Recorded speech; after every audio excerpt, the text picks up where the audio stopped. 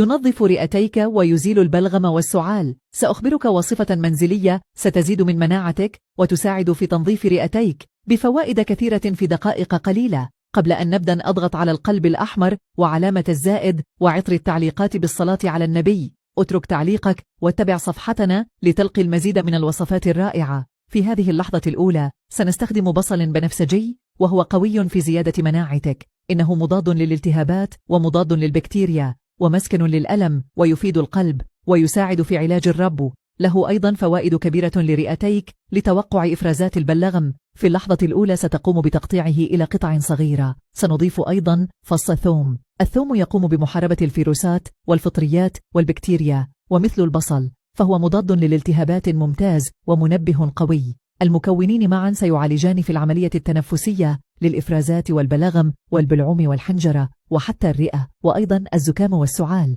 بعد القيام بكل هذا ستجمعهما وتضعهما على النار للطهي لإطلاق جميع المواد الموجودة في هاتين المكونين على النار. سنضيف المكونات 300 مل من الماء سيكون كافيا، ثم يتم تركها تغلي لمدة 5 دقائق أثناء غليان الماء.